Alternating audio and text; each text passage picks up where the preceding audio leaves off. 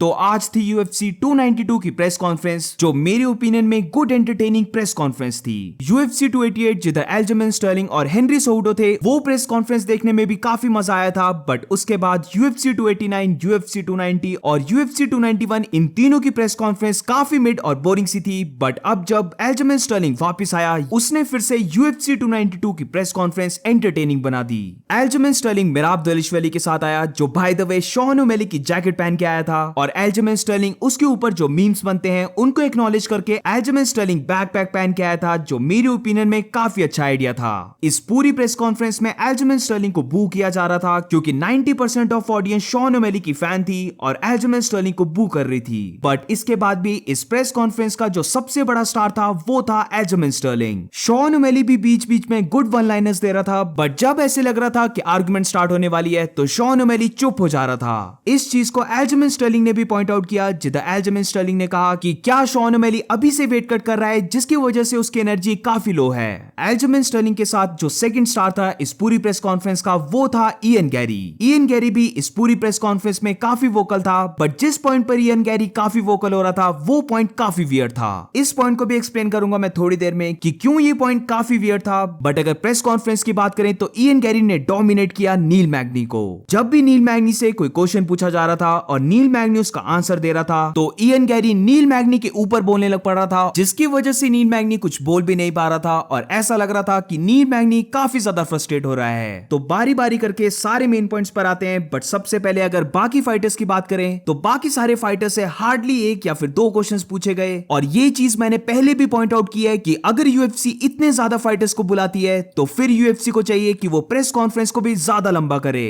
ये press conference approximately 40 minutes की थी, जिधर हार्डली 20 मिनट्स की एक्चुअल प्रेस कॉन्फ्रेंस हुई है। रिमेनिंग 20 मिनट में फाइटर्स की एंट्रेंस हुई और फाइटर्स के फेस ऑफ हुए। तो अब स्टार्ट करते हैं कि एक्चुअल प्रेस कॉन्फ्रेंस में बोला क्या गया। जैसे मैंने पहले कहा कि एल्जमेन स्टर्लिंग इस प्रेस कॉन्फ्रेंस का स्टार था, जिधर वो शाउट कर रहा था, बोलते बोलते वो स्टैंड हो जा रहा था और फैंस के बूस्ट को भी काफी पॉजिटिवली एम्ब्रेस कर रहा था। एल्जमेन स्टर्लिंग ने इस प्रेस कॉन्फ्रेंस को स्टार्ट किया कि शॉन ओमेली उसे डक कर रहा है, उसके आईज में नहीं देख रहा और फाइट में वो शॉन ओमेली जैसे फ्रॉड को एक्सपोज करेगा। इसके बाद शॉन ओमेली ने कहा कि उसने एल्जमेन स्टर्लिंग के साथ $100 की बेट लगाई है, क्योंकि $100 एल्जमेन स्टर्लिंग के लिए काफी इंपॉर्टेंट है। तो एल्जमेन स्टर्लिंग को $100 मिलेंगे अगर एल्जमेन स्टर्लिंग उसे ग्राउंड में लेके गया। इसके बाद मिराब दलिशवली की बात आई कि मिराब दलिशवली भी अटेंडेंस में बैठा है, जिधर उसने शॉन ओमेली की जैकेट पहनी है। तो शॉन ओमेली ने कहा कि दी ओनली रीजन कोई भी मिराब दलिशवली को जानता है वो इसलिए क्योंकि उसने मिराब को अपनी जैकेट हैंड ओवर की थी। इसके बाद शॉन ओमेली से पूछा गया कि क्या उसे लगता है कि वो ए साइड है, जिसका मतलब यह है कि क्या शॉन ओमेली को लगता है कि इस फाइट में वो ज्यादा बड़ा स्टार है एल्जमेन स्टर्लिंग से।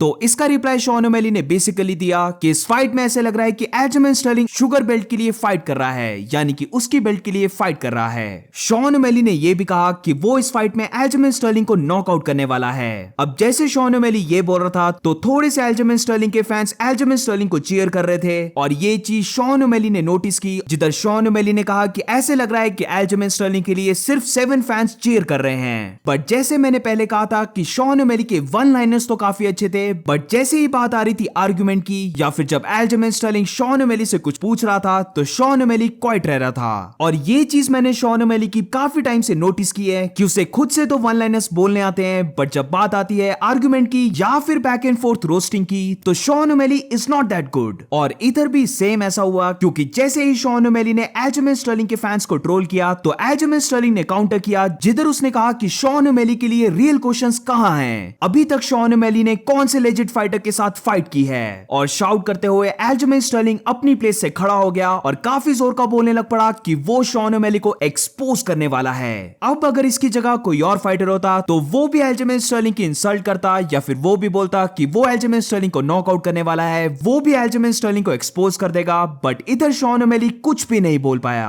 काफी वियर्डली शॉन ओमेली ने अपने ग्लासेस को निकाला, जिसका एकदम से एल्जमेन स्टर्लिंग ने रिप्लाई दिया कि let me see your eyes, और एल्जमेन स्टर्लिंग ने भी अपने ग्लासेस को निकाल दिया। और इधर चाहिए था कि शॉन ओमेली कुछ बोले। शॉन ओमेली के फेस को देखकर लग रहा था कि वो डेफिनेटली कुछ बोलना चाह रहा है, बट वो अपने थॉट्स को गैदर नहीं कर पा रहा है कि वो ऐसा क्या बोले जिससे कि एल्जमेन स्टर्लिंग रोस्ट हो जाए। और एंड में जब शॉन ओमेली ने बोला भी तो रैंडमली शॉन ओमेली ने एल्जमेन स्टर्लिंग के हेयर्स पर बोल दिया। Not only Aljamain Sterling but even Marlon Chito Vera भी शॉन ओमेली पर ज्यादा भारी पड़ा। काफी क्लेवरली शॉन ओमेली ने कहा कि उसने तो रियलाइज भी नहीं किया कि मार्लिन चिटोवेरा भी प्रेस कॉन्फ्रेंस में है। इससे वो चिटोवेरा को थोड़ा सा डाउनग्रेड कर रहा था, बट जब बात आई मार्लिन चिटोवेरा की और चिटोवेरा से पूछा गया कि शॉन ओमेली ने कहा है कि वो अपना फर्स्ट टाइटल डिफेंस करना चाहता है उसके अगेंस्ट, तो मार्लिन चिटोवेरा ने डायरेक्टली कह दिया कि Sean O'Malley can go and fuck himself. और इधर भी हम नोटिस कर सकते हैं कि शॉन ओमेली ने कुछ भी नहीं बोला। Clearly Sean O'Malley one liners तो काफी अच्छे बोल लेता है, बट जब शॉन ओमेली को रिस्पॉन्स आता है तो शॉन ओमेली उसे रिप्लाई बैक नहीं कर पाता है, या फिर अगर वो रिप्लाई भी करता है तो वो रैंडमली आउट ऑफ नोवेयर का रिप्लाई होता है। रिमेंबर जब पीटर यान ने बोला था कि शॉन ओमेली एक प्रोस्टिट्यूट की तरह दिखता है, तब भी शॉन ओमेली ने कुछ भी नहीं बोला था। अब डायना वाइट की बात करें तो डायना वाइट से भी काफी ज्यादा क्वेश्चंस पूछे गए, बट इन सब में से जो मेन क्वेश्चन था वो ये था कि क्या इस इवेंट में कॉनर मैग्रेगर भी प्रेजेंट होने वाला है। तो अनफॉर्चुनेटली डायना वाइट ने अपडेट किया कि कॉनर मैग्रेगर इस इवेंट में नहीं होने वाला है। UFC 292 में द अल्टीमेट फाइटर के फाइनलिस्ट भी फाइट करने वाले हैं, और ये बोला गया था कि द अल्टीमेट फाइटर के फाइनल में कॉनर मैग्रेगर और माइकल चैंडलर की फाइट अनाउंसमेंट हो जाएगी। बट अब क्योंकि कॉनर प्रेजेंट नहीं होगा तो आई डोंट नो कि UFC इस फाइट की अनाउंसमेंट करेगी या फिर नहीं। बट फिर से वापस प्रेस कॉन्फ्रेंस में आए तो एल्जमेन स्टर्लिंग ने शॉन ओमेली को कॉल आउट किया कि शॉन ओमेली इजी फाइट्स लेता है और हार्ड फाइट्स को डक करता है। फिर जब बात आती है उसके खुद की, तो उसने कभी भी चैलेंज को डक नहीं किया है और उसने काफी ज्यादा हार्ड फाइट्स की हैं। शॉन ओमेली रोता है कि उसे ज्यादा पे नहीं मिलती, इसलिए वो ज्यादा बड़े ओपोनेंट के साथ फाइट नहीं करेगा और वो इजी फाइट्स करेगा, बट वो खुद ऐसा नहीं करता।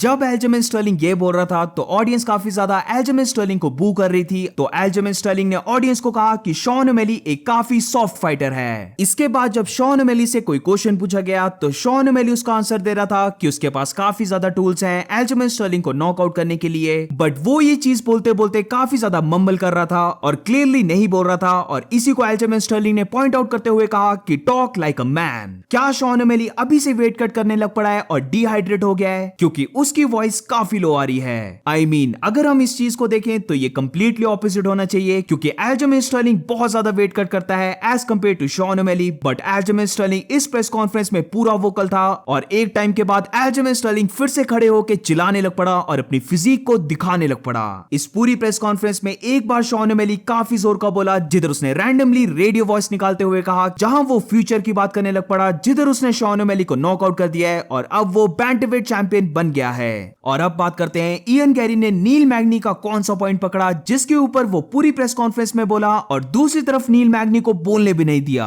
तो एक्चुअली ये पॉइंट है कि मीडिया डे प्रेस कॉन्फ्रेंस में जब नील मैग्नी से इयन गैरी के बारे में पूछा गया तो नील मैग्नी ने कहा कि इयन गैरी एक सन की तरह है और उसे आदत है एस वुपिंग देने की। अब इसका एक्चुअली में मतलब ये नहीं था कि नील मैग्नी अपने चाइल्ड को बीट करता है और वो इयन गैरी को भी अपने चाइल्ड की तरह बीट करने वाला है। बेसिकली इसका सिंपल सा मतलब था कि नील मैग्नी इधर बोल रहा है कि जैसे फादर फिगर अपने चाइल्ड को डिसिप्लिन करते हैं, कभी कभार मार भी देते हैं, वैसे ही इस फाइट में वो इयन गैरी को करने वाला है। बट इयन गैरी नील मैग्नी के वर्ड्स को लिटरली ले गया और काफी एक्सट्रीम ले गया, जिधर वो नील मैग्नी को एक्यूज करने लगा कि वो अपने 3 ईयर ओल्ड चाइल्ड को बीट करता है। तो बस यही पॉइंट था जिसके बारे में इयन गैरी बार बार बोल रहा था, और जब भी कोई रिपोर्टर नील मैग्नी से कुछ पूछने लग रहा था तो इयन गैरी उस रिपोर्टर को भी बोल रहा था कि नील मैग्नी से क्वेश्चन मत करो, और जब नील मैग्नी कुछ बोलना स्टार्ट हो रहा था तो इयन गैरी ज्यादा वॉल्यूम करके नील मैग्नी के ऊपर बोलने लग पड़ रहा था, जिसकी वजह से नील मैग्नी कुछ बोल भी नहीं पाया।